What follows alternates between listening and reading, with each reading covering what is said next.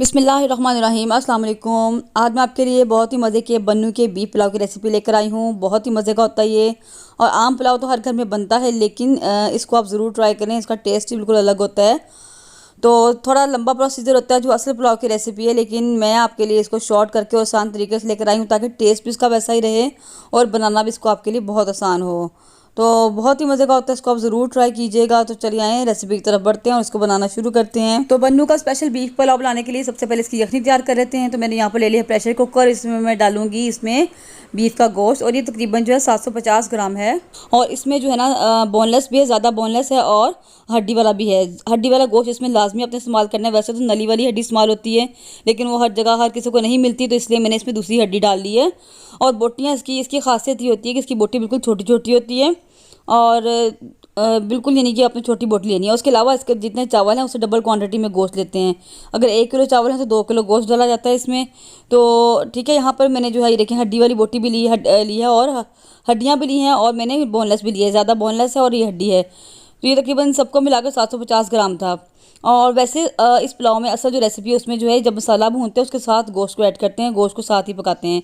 लेकिन मैं आसानी के लिए इसको पहले जो है यखनी बनाऊंगी इसकी, और उसके बाद हम इसको जो है चावल बनाएंगे। तो इसमें मैंने डाला है सबसे पहले 1 बादियान का फूल, 1 टेबल स्पून सौंफ, 1.5 टेबल स्पून जाएगा सूखा धनिया साबुत, half tea spoon table spoon डाला है मैंने इसमें ज़ीरा सफ़ेद, और 1 अदद मैंने इसमें बड़ी इलायची डाली है, हाफ टी स्पून डाला है काली मिर्चें, 3 अदद छोटी इलायचियाँ, और 1 दालचीनी का बड़ा सा टुकड़ा जाएगा इसमें। और थोड़ा सा जो मैंने डाला है इसमें जावित्री, और ये देखिए जायफल का छोटा सा पीस है मेरे पास, ये इसमें हम ऐड करेंगे।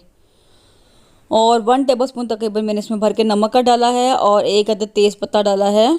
और इसमें मैं डालूँगी तकरीबन 1.5 से 2 लीटर पानी, क्योंकि 3 कप चावल थे मेरे पास, जिसमें हमने 5 कप पानी के डालने हैं। तो उसमें मैं तकरीबन 2 लीटर पानी का डालूंगी। और क्योंकि यखनी को बड़े गोश्त की यखनी है, बीफ की यखनी, इसको काफ़ी सारा पकाना पड़ेगा।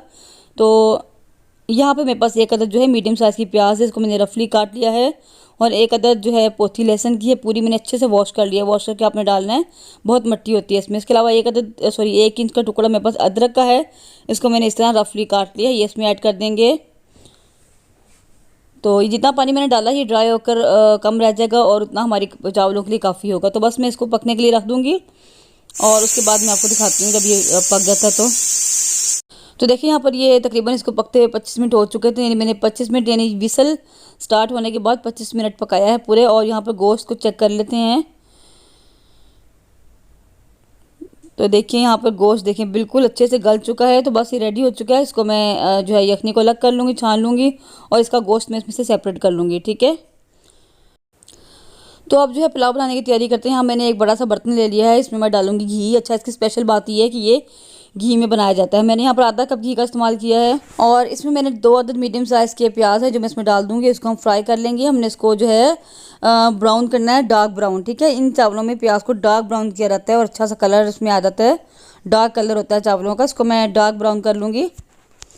तो देखिए यहाँ पर प्याज अभी गोल्डन हुआ है, थोड़ा सा इसको मैं और डार्क करूँगी। अभी ये लाइट है।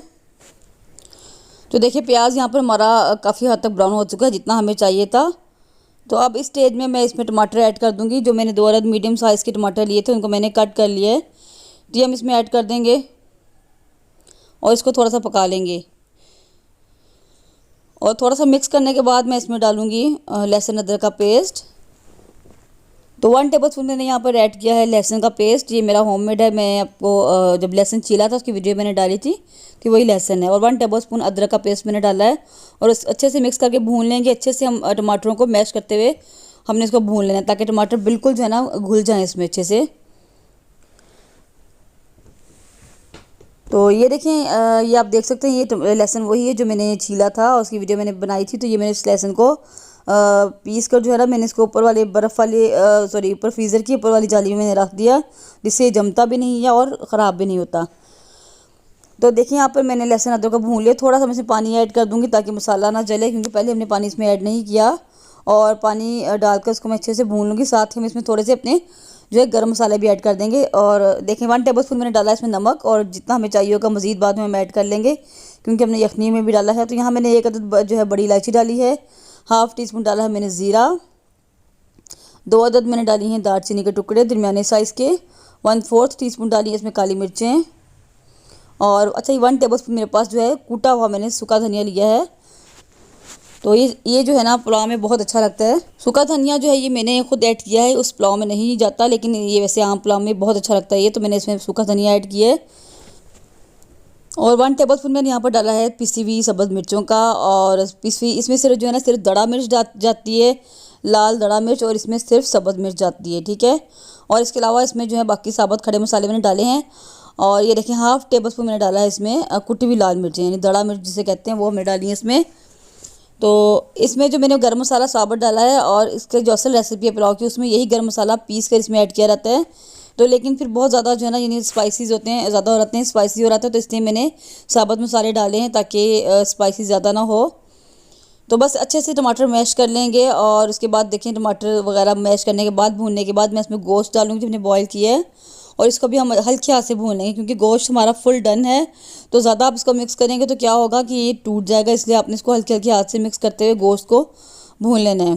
तो यहाँ पर देखिए थोड़ी सी इमली है, ये इमली है, यहाँ आलू बुखारा इसमें लाजमी जाता है, तो मैंने इसको पानी में भिगो दिया। वैसे तो वैसे ही इमली डालते हैं साबुत, लेकिन मैंने पानी में भिगो कर सिर्फ पानी ऐड किया क्योंकि गोश्त का कलर भी वैसा ही होता है और उसकी गुठलियों का कलर भी वैसा ही होता है। तो बच्चों के मुंह में आ जाती है इमली की गुठलियाँ, तो वो फिर सारा मज़ा जो है मुँह का ख़राब हो रहा था, तो मैंने सिर्फ इसमें जो है पानी ऐड किया। इमली या आलू बुखारा आप इसमें लाजमी ऐड करें, ये इसमें लाजमी जाता है। तो गोश्त को अच्छे से भूनने के बाद मैंने यहाँ गोश्त को भून लिया। मैं इसमें डालूंगी पानी। 3 कप मेरे पास चावल थे जिनको मैंने घंटा पहले भिगो दिया था। अच्छा, ये डिपेंड करता है चावल आपने कितनी देर पहले भिगोए हैं। तो मैंने घंटा पहले भिगोए थे, इसलिए मैं इसमें तकरीबन जो है 4 साढ़े 4 कप मैंने पानी का इसमें ऐड किए हैं, तकरीबन 5 कप डाले हैं। तो अगर आपने जो है चावल को कम देर भिगोए हैं, तकरीबन आधा घंटा पहले भिगोए, तो फिर आप इसमें ज़्यादा पानी ऐड कीजिएगा। इन छोटी छोटी टिप्स का जो है आपको खुद ही ख्याल रखना होता है कि चावल आपने कितनी देर पहले भिगोए हैं और आपको कितना पानी इसमें ऐड करना है। तो बस मैं यहाँ पर नमक एक बार चेक कर लूँगी, अगर कम लगा तो मैं इसमें नमक मज़ीद ऐड करूँगी। तो यहाँ नमक मुझे थोड़ा कम लगा था, तो मैंने इसमें मज़ीद नमक ऐड किया है। और इसके अलावा इसमें कोई मसाला नहीं जाता, कोई लाल मिर्च नहीं जाती, कुछ नहीं जाता, बस यही मसाले इसमें जाते हैं। दड़ा मिर्च जाती है इसमें ज़्यादा, यहाँ गरम मसाला पिसा हो जाता है, तो मैंने गरम मसाला साबुत ऐड कर दिया है। और इसको मैं कवर कर दूँगी और बॉयल आने दूँगी। तो देखिए यहाँ पर पानी को अच्छे से बॉयल आ चुका है, तो इसमें मैं अब चावल ऐड कर दूँगी। अच्छा, अगर आपको यखनी आपकी कम बनी हो तो आप इसमें एडिशनल पानी भी ऐड कर सकते हैं। तो यहाँ पर मैं सारे चावल इसमें डाल दूँगी, और चावल मैंने इसमें डाल दिए। उसको हल्की हाथ से मिक्स करके हमने इसको ज़्यादा नहीं मिक्स करना कि चावल टूटना चाहिए, और हल्की हाथ से मिक्स करेंगे। उसको मैं कवर करके मीडियम फ्लेम पर पकने के लिए छोड़ दूँगी। और यहाँ पर मैंने ऐड किया इसमें तकरीबन 3 से 4 अदद साबुत हरी मिर्चें, और ये भी इसमें लाजमी जाती हैं साबुत हरी मिर्चें। तो बस इसको मैं कवर करके पकने के लिए छोड़ दूँगी, और तब तक पकाएंगे जब पानी इसका ड्राई नहीं होता था, तब तक हमने इसको पकाना है। तो आपने एक बार चेक कर लेना है, जब पानी आपका ड्राई हो जाए फिर आपने इसको खोल कर मिक्स कर लेना है एक बार। तो देखें यहाँ पर इसको पकते तकरीबन 10 मिनट हो चुके हैं, तो पानी काफ़ी हद तक ड्राई हो चुका है, लेकिन अभी भी इसके अंदर पानी मौजूद है। तो मैं इसको हल्के हाथ से मिक्स करूँगी, बहुत हल्के हाथ से। आपने ज़्यादा चम्मच इसमें नहीं चलाना कि चावल ना ख़राब हो जाए आपके। हल्के हाथ से मिक्स करते हुए मैं इसको बाकी का पानी जो है ना ढक्कन दिए बगैर इसको मैं ड्राई कर लूँगी। अच्छा, इस बात का ध्यान रखना होता है कि अगर आपको लगे कि आपका पानी चावलों में चावल आपके कच्चे कच्चे हैं, कनी अभी है और पानी आपका ड्राई हो चुका है, थोड़ा रह गया, तो आपने फ्लेम को लो कर देना होता है ताकि लो फ्लेम पे अच्छे से पक जाए। और आपने जो है ऊपर कपड़ा जिस चीज़ से दम देना है वो कपड़ा आपको गीला करके आपने दम देना है उसे, ठीक है। और अगर आपको लगे कि चावल आपके गल गए हैं और पानी भी मौजूद है, तो आपने फ्लेम को हाई कर देना और ढक्कन उतार कर आपने इसको पानी ड्राई कर लेना, और आपने खुश्क कपड़े का दम देना है ताकि आपके चावल जो हैं मज़ीद नरम ना हो, ठीक है। तो मेरे चावलों में थोड़ी सी कनी थी अभी इसमें, तो मैंने फ्लेम को लो कर दिया है क्योंकि पानी इसमें कम रह गया, तो मैं लो फ्लेम पर इसको पकाऊंगी ताकि ये चावल अच्छे से पक जाएं और पानी भी इसका आहिस्ता आहिस्ता ड्राई हो जाए।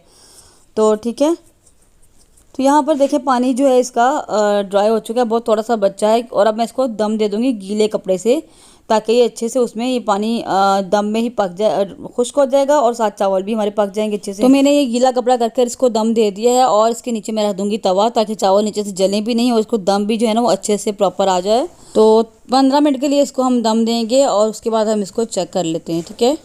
तो देखिए यहाँ पर हमारे चावलों को दम आ चुका है, 15 मिनट हो चुके हैं, इसको हम खोल के चेक कर लेते हैं। तो देखिए माशाल्लाह चावल हमारे बनकर रेडी हो चुके हैं, और इसको हल्के हाथ से हम मिक्स कर लेंगे ताकि चावल जो हैं वो टूटने ना पाएँ। तो बहुत ही मज़े के पुलाव होता है, बहुत ही मज़े का बनता है, इसको आप ज़रूर ट्राई करें। और जो है बहुत आम पुलाव से थोड़ी इसकी डिफरेंट रेसिपी और टेस्ट भी थोड़ा डिफरेंट होता है।